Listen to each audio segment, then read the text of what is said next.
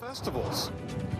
A lot of kids in the Granite School District are going to be getting some snack packs, and wait until you see who's packing those boxes. We'll have that story coming up. Live and streaming.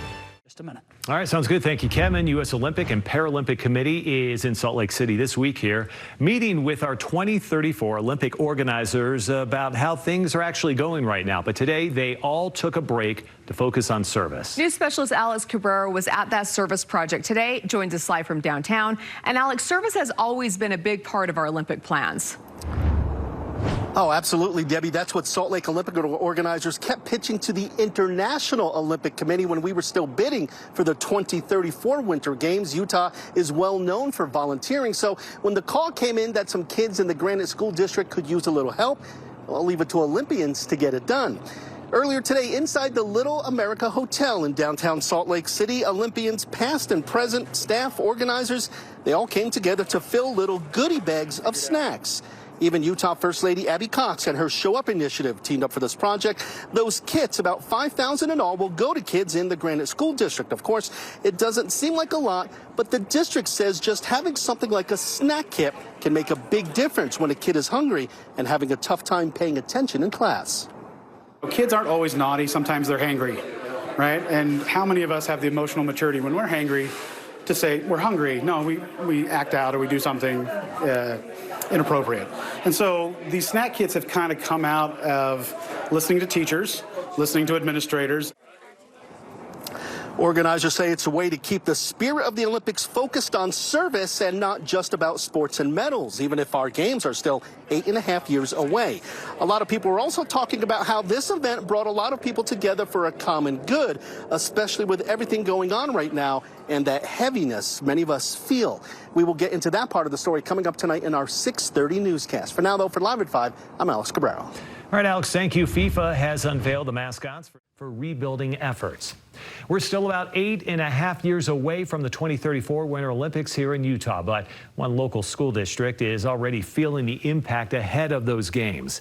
News specialist Alex Cabrera was at one event today that shows you don't need medals or stadiums to bring people together. When the Olympics come together, it usually happens in stadiums. But today, it was in a conference room.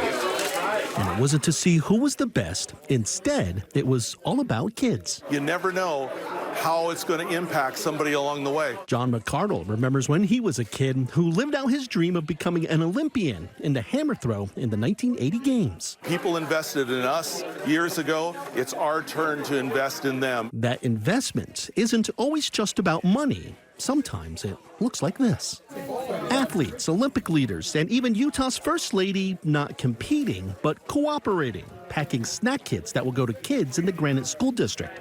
It seems simple, but the district says a little food means a lot more focus instead of a kid acting out. Kids aren't always naughty. Sometimes they're hangry, right? And how many of us have the emotional maturity when we're hangry to say we're hungry? No, we act out or we do something inappropriate. And since this week was already packed full of meetings between the U.S. Olympic and Paralympic Committee and the Salt Lake City 2034 Olympic Committee, both groups figured why not stop for a bit and do something like this. The first element of our games vision is elevate our communities.